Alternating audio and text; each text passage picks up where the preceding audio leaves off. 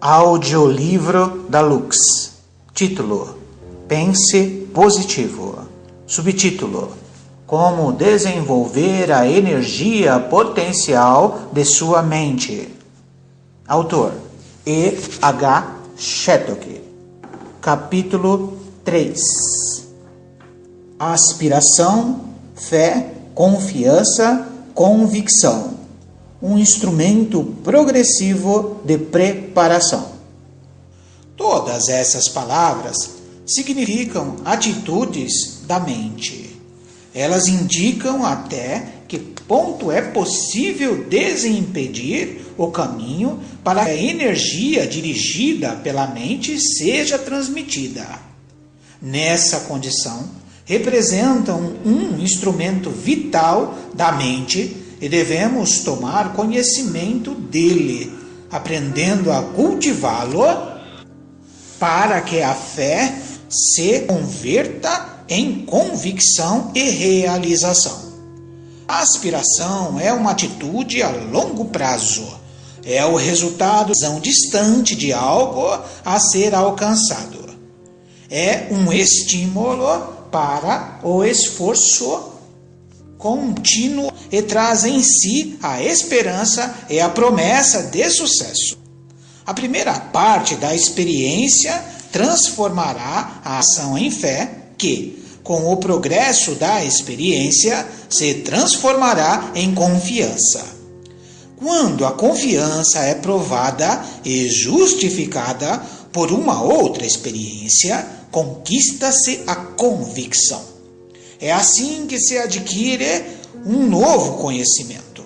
De qualquer outra forma, será de segunda mão. Todas essas atitudes mentais aumentam progressivamente a transmissão de energia através do pensamento. Entre aspas, a energia segue o pensamento. Eis uma citação frequentemente usada por estudiosos de filosofia e psicologia esotéricas. É uma frase curta, porém contém muitas informações. Antes de mais nada, infere-se dela que o pensamento é uma substância, não a espécie de substância que chamamos tangível, mas de uma natureza mais refinada que os cientistas ainda não descobriram.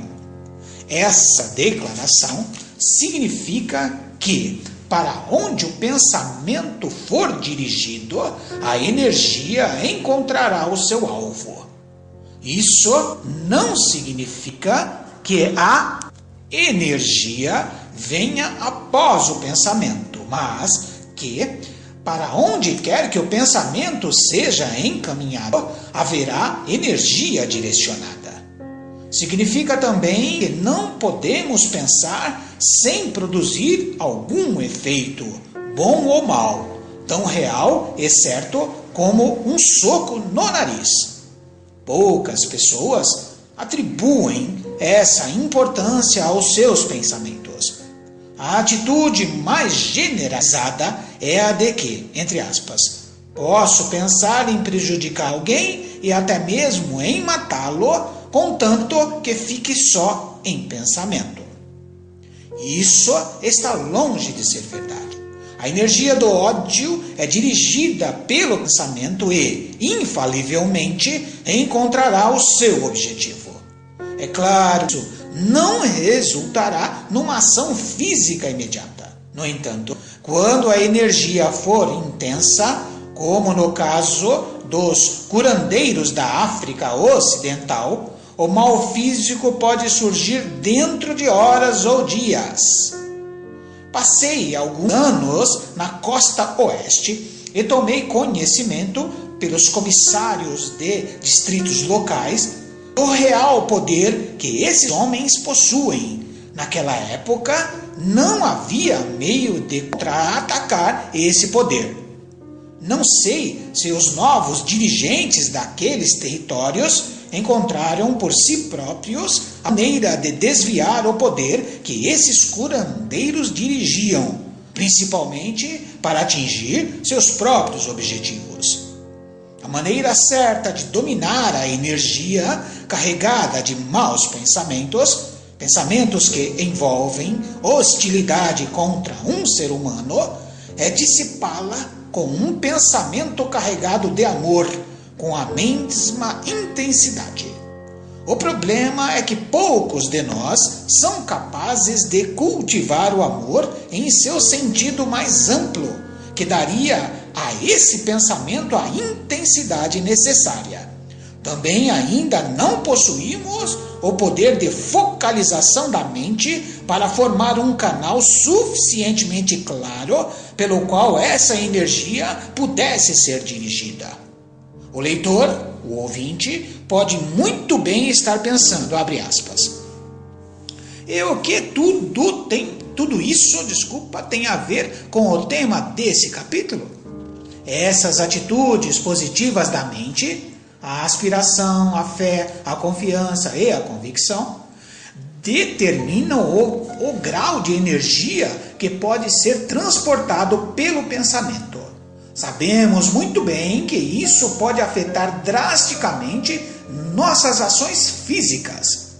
Carecer de confiança significa ser hesitante, tímido, vacilante e indeciso.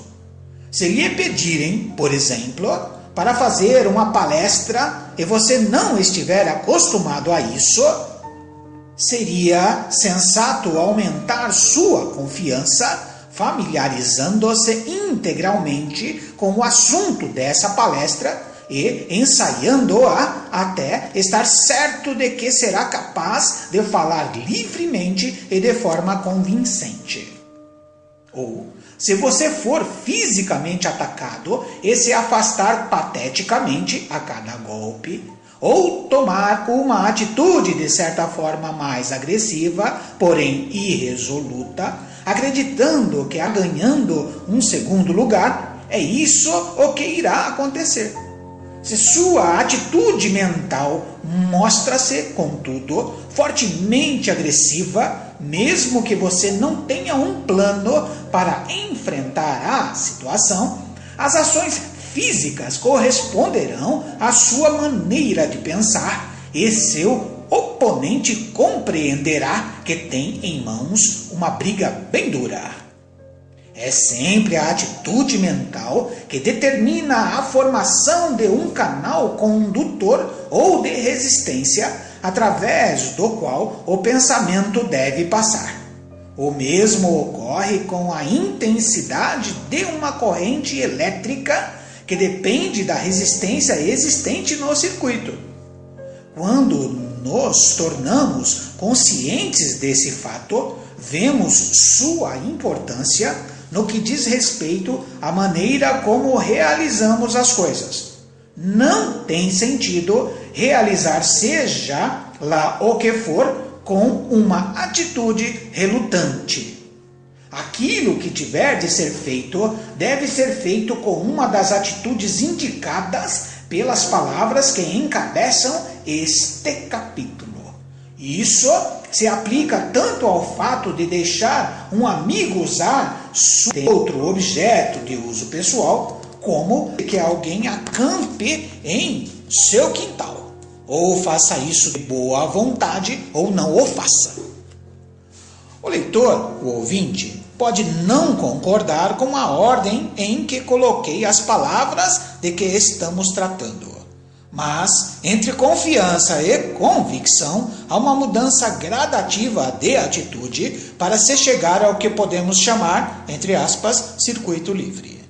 Esse circuito livre só é obtido quando a atitude de convicção leva ao conhecimento, não ao conhecimento que nasce da informação, mas ao conhecimento que se origina dos âmbitos mais desenvolvidos da própria mente, os quais chamamos, entre aspas, intuição. A intuição nos confere a visão interior, que é muito diferente de qualquer coisa alcançada através de processos analíticos ou racionais. Significa, se você preferir, o conhecimento da alma. Embora eu hesite em usar a palavra, entre aspas, alma, que quer dizer inúmeras coisas diferentes para pessoas diferentes. Efetivamente, é o conhecimento que alimenta o cérebro a partir de uma parte da mente que não se ocupa com as leviandades da personalidade. Nós próprios, porém, temos de construir o circuito que possibilitará às transmissões alcançarem a mente inferior e, a partir daí, o cérebro.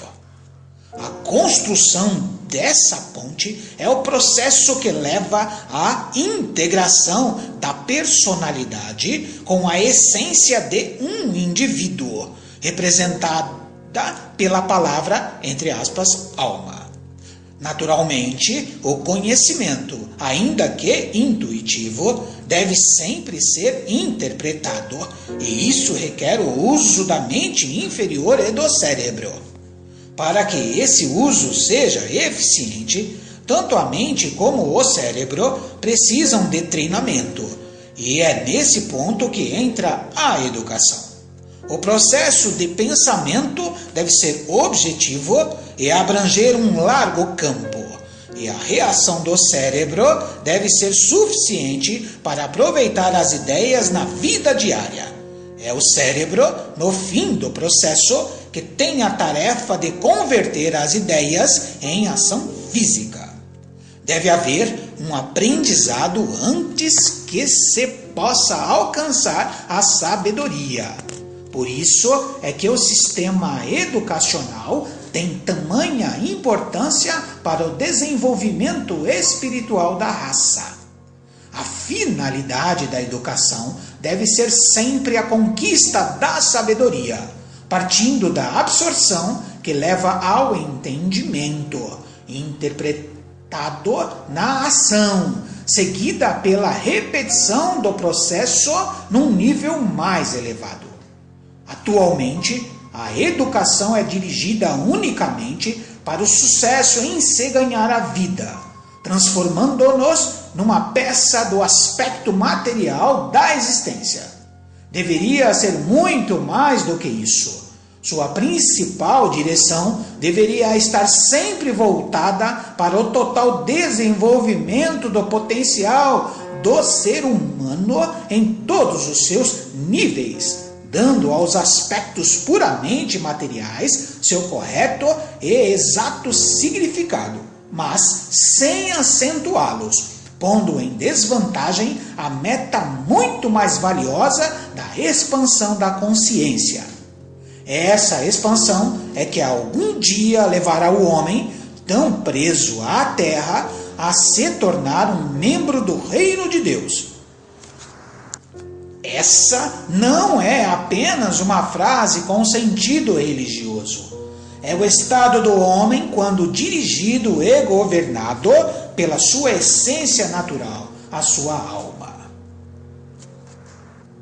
Sei que existem pessoas que estão tentando fazer exatamente isso, e espero que elas apontem o caminho a todos os que estão preocupados com a educação dos jovens do mundo, bem como de todos os que não estejam velhos demais para aprender. O reino de Deus deve tornar-se uma meta normalmente aceita e deve ter um significado exato. Em contraste, o reino do homem é governado pela personalidade. Por esse motivo, ela é separatista e, quando em sua forma inferior, inteiramente egoísta.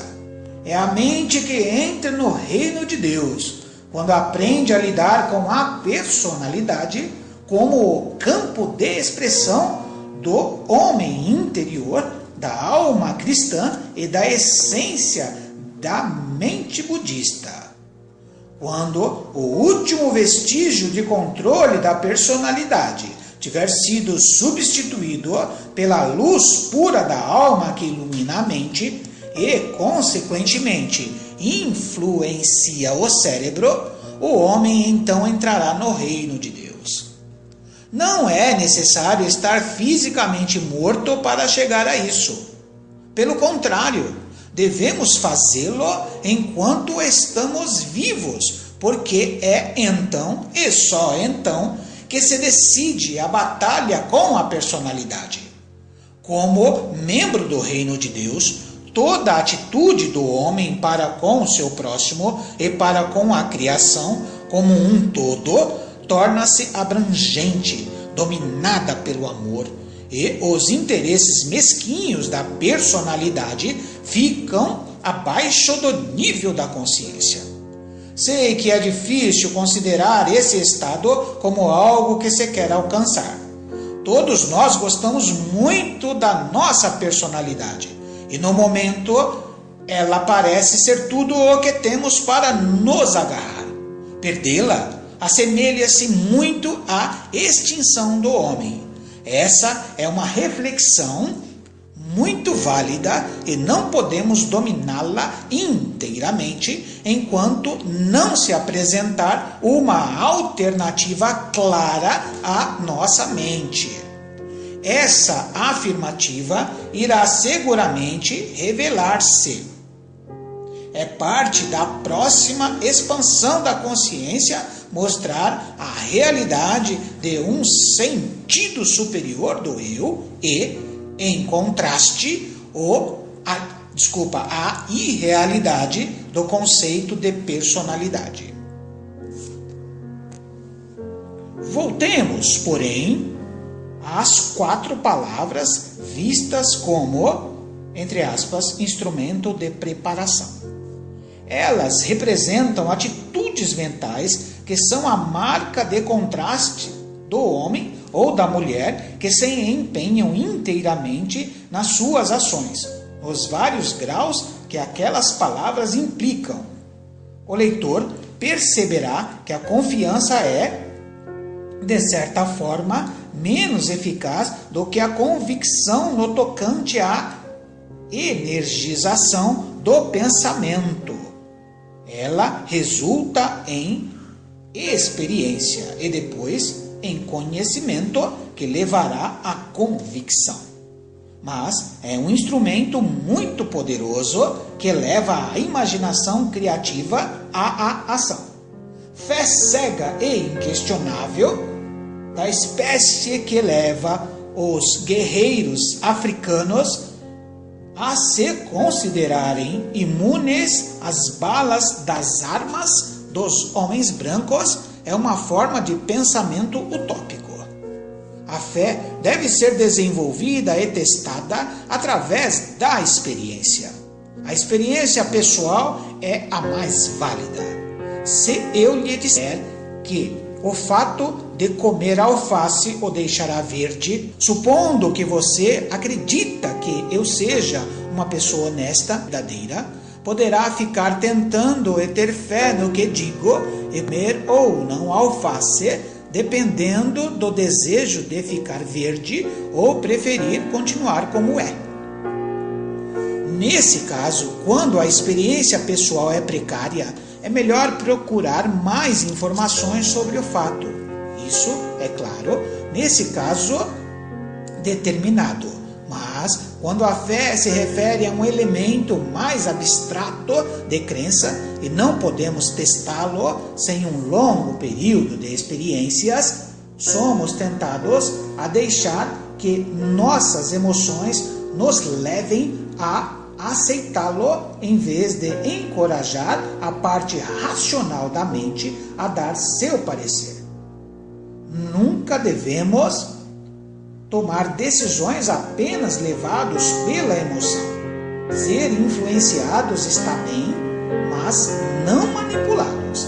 A personalidade humana é, entre aspas, ou deveria ser, um triplo veículo unificado, físico, emocional e mental. E, em qualquer decisão, cada um deles deveria exercer a sua devida função, onde fosse necessário. A fé deve ser condicionada à razão, especialmente nesta época em que os milagres da ciência são um acontecimento rotineiro. Muito provavelmente, tudo é possível, mas certamente nem tudo é válido. Às vezes, a conclusão é de alguma forma auxiliada por uma centelha da intuição que surge da mente mais desenvolvida, e deveríamos estar sempre prontos para reconhecer. Por mais baixo que pensemos estar na escala espiritual, existem, naturalmente, armadilhas ao longo do caminho que leva da aspiração à convicção. Existem muitos fanáticos a esse respeito que deixaram de vivenciar cada estágio do avanço em direção à convicção. A aceitação pura e simples daquilo que lhe informam ou ensinam não é como a pessoa amadurecida deve reagir. Não é para isso que temos uma mente. A mente está sempre disponível para penetrar um novo conhecimento. A antiga atitude, entre aspas, não devemos saber isso, é tão má quanto a reação fanática que resulta do uso inadequado da mente. A mente é capaz do conhecimento total, mas não agora, ainda não. A aspiração é a primeira forma discernível deste instrumento. Crescer devagar não importuna, e seu fervor é suave e oculto. À medida que ocorre sua expansão gradativa em direção à fé, corremos o risco de pensar que chegamos ao fim do caminho. Tudo está estabelecido e seguro, e os outros devem saber e ser persuadidos a seguir-nos. Isso é o começo do fanatismo. Deve ser repelido pela determinação de aguardar outras experiências. Se estas confirmarem o que a fé está mostrando, devem trazer consigo um senso de equilíbrio. O que é conveniente para mim pode não o ser para outros.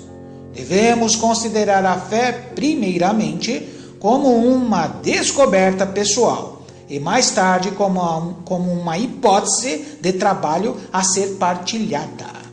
À medida que ela vai se transformando em confiança, seu âmbito pode ser ampliado sem interferir agressivamente em crenças alheias.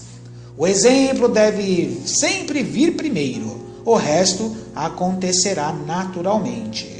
Entre confiança e convicção, precisa haver um grande trabalho de limpeza, uma purificação de motivos para que nenhum fragmento do homem inferior, representado pela personalidade, tenha condições de anular as decisões originárias da mente superior.